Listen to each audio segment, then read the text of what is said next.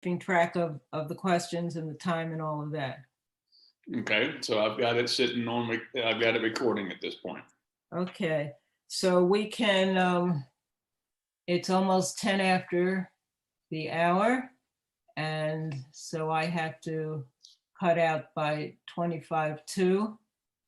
So that just gives me a gauge about that and when to take a break. So you could let me know when you're pressing record, and we will start. Record has been pressed. Wonderful. Hello, everyone. This is Rosalind Sedacca, and you are listening to WGSN-DB, the Going Solo Network, and the show is Divorce, Dating, and Empowered Living with Rosalind Sedacca. As you know, I'm founder of the Child-Centered Divorce Network and a divorce and co-parenting coach.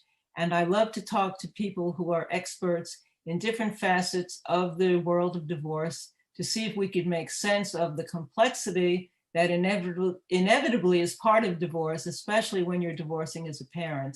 And today I'm very proud to be introducing you to someone who has a wonderful new app that is very helpful in this arena. It's called SplitSmart, and he has provided solutions and ways of approaching finding divorce solutions that helps to remove some of the anger and the conflict between parents, which is so important when you're divorcing with children or when you're divorcing in general. So I want to introduce you to Carl Roberts from SplitSmart. And Carl, thank you so much for joining us today.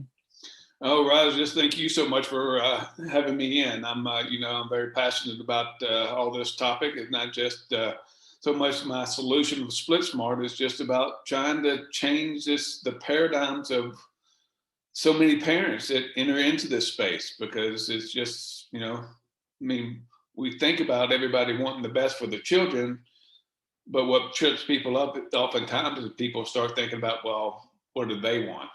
And that's where, I try to help solve some of that problem. Yes. So we're talking today about divorcing with kids. We're talking about determining custody decisions. And as you and I know, it can be very adversarial. So talk to me about why it's so adversarial and what you were trying to do when you created this new option. Yeah, there's so much.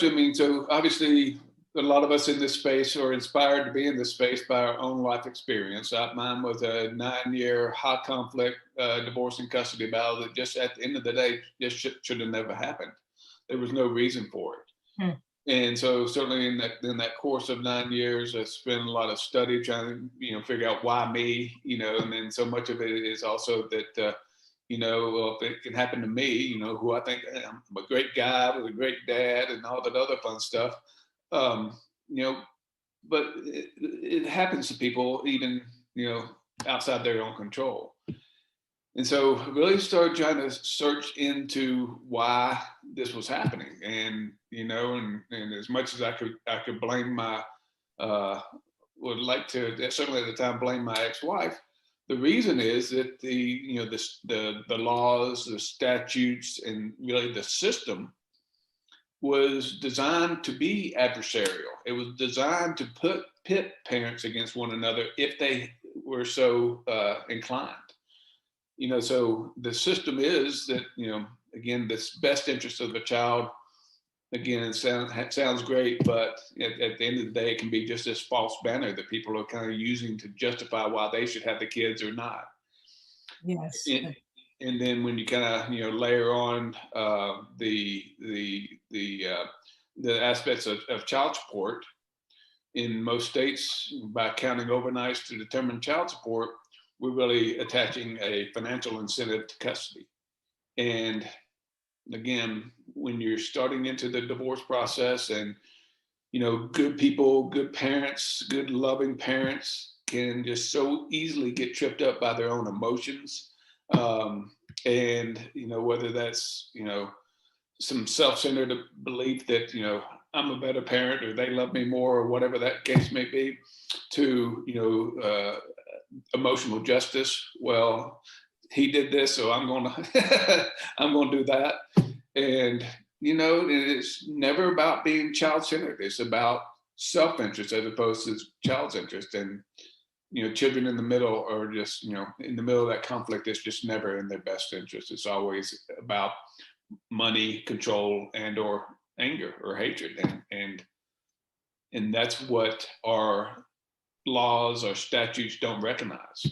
And that's one of my passion areas, is to hopefully get many state laws changed so that they do recognize that the true best outcomes for children is to have two loving, supportive parents. And in one case that may be 50-50, in other cases it may not be. It may be 75-25 or 90-10, whatever works for that family. The key is that there's no conflict. Yes. And the key is that one is not trying to demean the other as a parent. Well, you said exactly what the Child-Centered Divorce Network has been about for the last 15 years. And that's my passion as well, because the children pay the price when it's handled the way we're seeing it. And that's why I'm always advocating alternatives and other approaches. And when I met you, I was very impressed with the fact that you've thought this through on another level to try to reduce the conflict and try to take the money out of the custody decisions to keep down the heat and to make better decisions on behalf of the children, regardless of what percentage of time either parent is spending with them. So how do you prevent the parents being pitted from against one another? Well, I really do think it starts in every state has its best interest of the child statutes, and that's Right. typically made up of about 8 to 10 different criteria, which all of those criteria are subjective. And the subjective criteria, again, they're subjective in my cynicism, because a lawyer can argue them, so, but if we put the one objective thing that we know in there, it being a rebuttable presumption of equal parenting, that is, to me, that solves a great deal of it. Because by having it in your statutes, it's not saying that everybody needs to come out and everybody needs to agree to a 50-50 sharing parenting plan. But what it does say is that, if you have disagreement about it, it starts to prevent somebody who is just really pursuing money or retribution or control issues or their own self issues, and they're trying to get greater custody for any of those reasons. So by having a rebuttable presumption of equal parenting, just kind of in statutes as a backstop within court, now people need to be able to better justify why they should have greater parenting time at the expense of the other. And the rebuttable presumption just means, again, the rebuttable presumption is for all fit parents. If they're unfit for safety or addiction or any other half a dozen reasons, they can be shown to be unfit, and so then they should be a parent. And but whenever we have the child in the middle as a prize in a pond that we know happens all too often, it really is problematic. So don't we need to do something to take the money out of the equation if we're using this equal parenting? Because it's so easy for people to move into starting with equal parenting, but once the money is part of the play, then we both know that counting overnights and the other things that are connected to it just keeps the tug of war going between the two parents, and not designating who is really more qualified to be spending what amount of time. So how do we keep that really clean and clear? Money is the primary motivator in most all of this, right? So whenever there's contested custody, it's money, control, and anger. It's not about what's best for the child. And, while in most states they count the number of overnights to determine child support, and we can understand the logic about how that got there. It just could not be any more abusive or asinine for the child. It puts the child in the middle for that push-pull of conflict.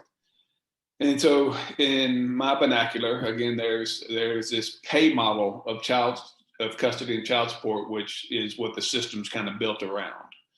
And, in that pay model, really kind of every child in the middle of it is abused to one degree or another through parental alienation or even physical abuse. And it is just this kind of a perpetual model of conflict. But what amicable parents, adult, reasonable, mature, loving parents figure out every day is they figure out more of a provide model. They're not so worried about, counting overnights. They just want something that's convenient, that's adjustable to their own schedule. So, everybody's happy. They don't want to fight about overnights. Mm-hmm. And so they say, so they're not tying child support to overnights. And in that, then they're really you get much more flexible, supportive, and, everything that you want really out of a co-parenting type plan and schedules. And, so in that scenario, in that provide scenario, parents just want to be able to share expenses to the best of their abilities. And the more that we put focus on, we kind of distinguish between adult benefit of money and child benefit of money, the better we can avoid the traditional custody and financial conflict. As we focus on the child, I'm much more willing to embrace greater responsibility for my child. I'll spend $1,000 towards my child each month versus, I'll, happily, or I'll kick and scream spending $100 paying the X. Mm-hmm. So it's that one dynamic. And then the other thing is, then a lot of us want, where we have the wherewithal and desire, we want to be able to invest in our child's future beyond the sharing expenses. In their 529s or their first new car, or, just spendings and allowance. And just being able to contribute directly to those accounts, again, heightens the focus on the well-being of the child, takes the focus away from self or the other, and, more of a happily ever after type scenario. Yes. So we're basically separating the money that's going to support the child from the money that may be going to support the parent of the child, and cleaning up that distinction so there's less resistance. Is that what you're saying? Yeah, I think that amicable parents innately make two very important decisions, whether they're thinking about it or not. They're separating time and money, or custody and child support, so they can more easily solve both. The second one is that they're distinguishing between adult and child benefit to just avoid that natural conflict that comes with intermingling those two. So, and it's what amicable parents figure out every day. But what SplitSmart is just that tool to hopefully help those less than amicable parents, kind of those guardrails, kind of help those less than amicable parents stay on that straight and narrow path to a happier ever after, to get the same beneficial outcomes that these amicable people are. Just because they're emotional about it at the time, that shouldn't penalize them from having a happier future. We put some guardrails on there and help people kind of keep that focus on the child. Everybody wins. Peace, love, and equality. Yeah. Makes sense. Well, we're going to take a quick break right now. This is Rosalind Sedacca with Divorce, Dating, and Empowered Living. You're listening to WGSN-DB, the Going Solo Network, and we'll be right back. Welcome back, everyone. This is Rosalind Sedacca with Divorce, Dating, and Empowered Living on the WGSN-DB Going Solo Network, and we're talking to Carl Roberts, who is the creator and CEO of SplitSmart.com. And we're talking about how to make the divorce equation more equitable and fair, and to eliminate a lot of the unnecessary conflict that has to do with custody, money, and children. And what I believe Carl is saying is that if we change the forms and the questions that we're answering and the approach to answering those questions, and do it in a different way, which is what SplitSmart is offering, then you reduce the tension right off the top of the bat, and you could make smarter decisions that are in the best welfare for the children. Am I anywhere close on that? Yeah, I mean, instead of fair and equitable, I'd use peaceful and supportive. I mean, those are things that we want in life. I mean, so, life's not always fair and we're not always getting what we want, but we want a peaceful and I mean, we want our children to be able to thrive in the love and support of both parents going forward. And we want for ourselves just that peaceful co-parenting relationship with the other.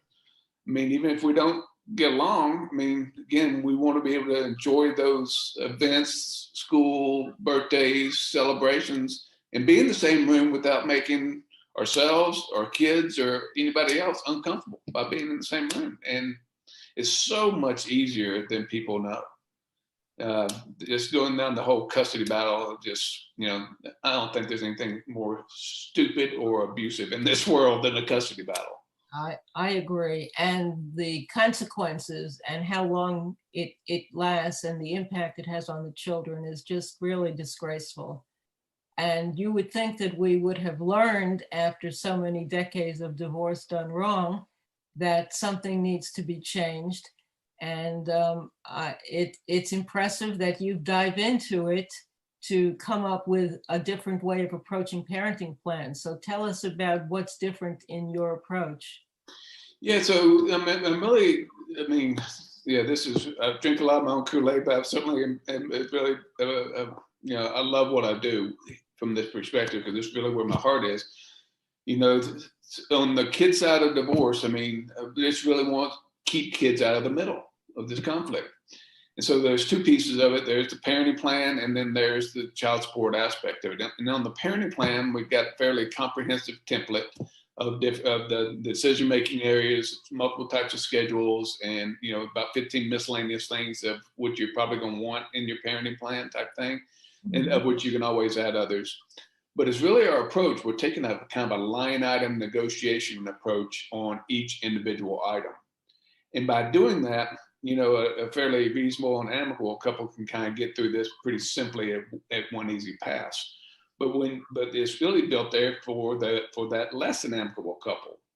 And in the line item negotiation approach, each parent for each item is able to make their own proposal or accept or reject the proposal of the other for that particular line item. And underlying that is this premise that a written position softens a verbal stance. When you have a less than amicable couple starting the custody conversation or meeting, their positions are typically driven by emotions.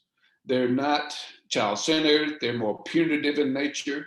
But by having to write down the position, in black and white in the words, we all go through this natural self-reflection or self-check process, because we don't want anybody else to see our words and say, hey, see, he's in this for himself. Mm-hmm. We want the people to look at our words and say, yes, this is about the child. So that natural self-check in there just, again, helps soften that verbal stance more to, child-centric common ground. And, kind of as you go through the process, and when you print it out at any point in time, just kind of as a working document, but where you have agreement, that agreement is listed in the center of the page. But where you don't yet have agreement, then, side-by-side positions about where you are on that position. So think about a mediator kind of coming into play at that point. Mediator, starts off at the 20-yard line going in versus the opposite end zone of everybody kind of show up, throw up, and blow up type thing. And people can do so much of this on their own, and in the peace and comfort of their own time with the music playing and maybe a glass of wine. They can figure this out in a less passionate way, and get so much more done, so much more easily. So that's what I was going to ask you. So this is something that if the couple is in the right mindset, they could start and do most of it themselves, and then just reach out for extra support on the 2 or 3 issues that may be outstanding, rather than going through an entire process where it has to be done outside of the kitchen, so to speak. And they can accomplish more and get the feeling that they're communicating and talking and cooperating on a lot of it, because it lends itself in that direction. Am I right? Yeah, absolutely. And again, and even if you're not in that right frame of mind, which a lot of people are not at the time, if they will just kind of start the process, they will quickly kind of gravitate to it. I mean, they'll mellow from their emotional stance, mellow more to it. And then again, I mean, so just by going through the process, they're going to resolve some of that easier stuff really quickly. And even others, they may be able to solve a lot of the harder stuff. But yeah, you're right. Then at the end of the day, they got these 4 or 5 things that are still outstanding. They need some professional to kind of help them navigate those waters. And boom, I mean, this is so much more efficient, so much less conflict oriented, and people are getting to more child-centric agreements more quickly and more beneficially for everybody involved. So tell us how people can find SplitSmart and get an idea of what it's all about.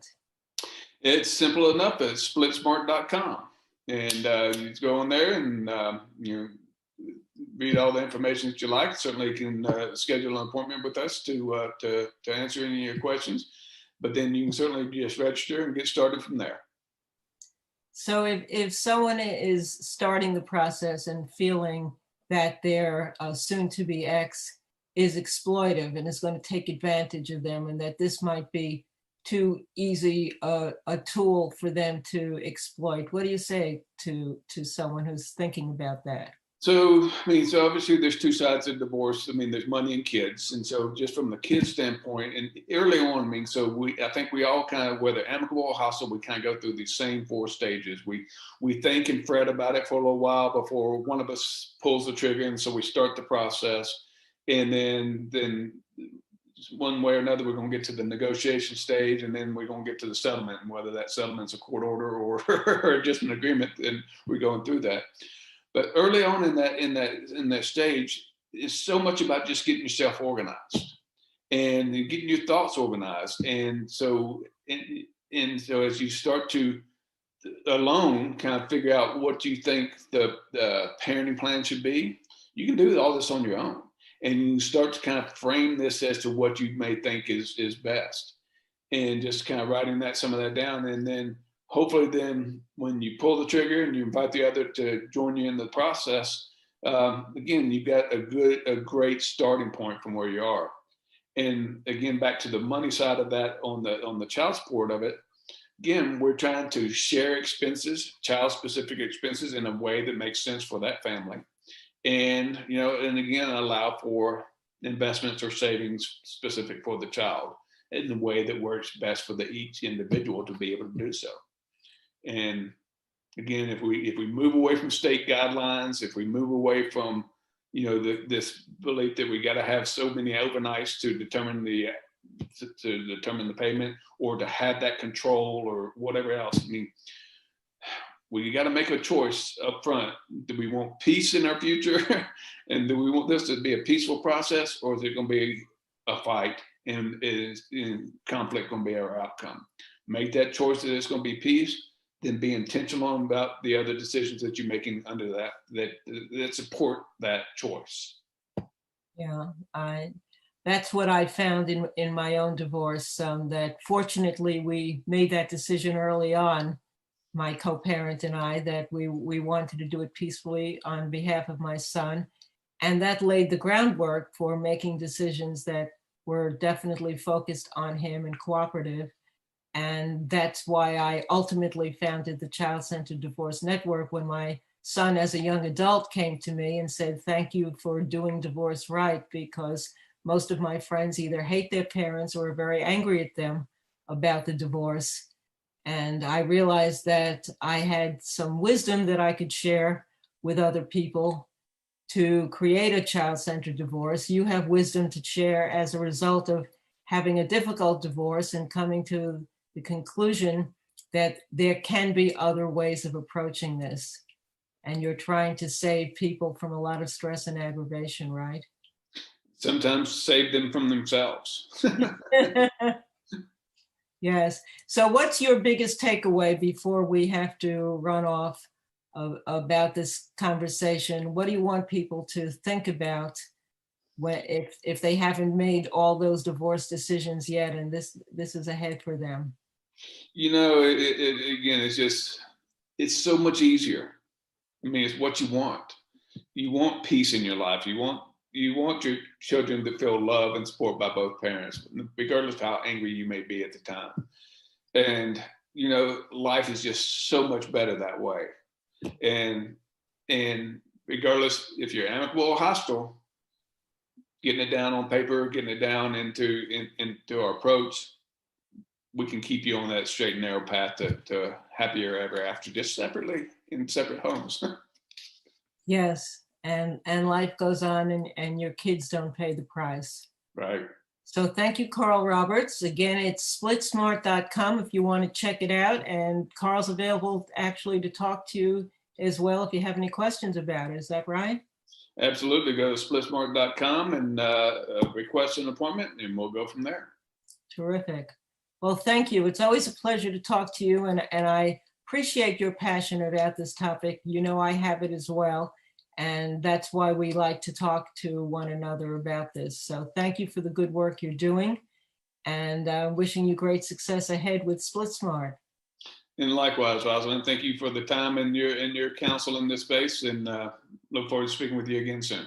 Thank you. So this is Rosalind Sedacca. You can find me at childcentereddivorce.com. I do personal coaching as well as offer a range of ebooks and e-courses and e-programs for those who don't want one-on-one coaching. And there's lots of free material as well as a free ebook right on the homepage, Post-Divorce Parenting, Success Strategies for Getting It Right. And you've been listening to WGSN-DB, the Going Solo Network. Until next time, see you soon. Bye-bye now.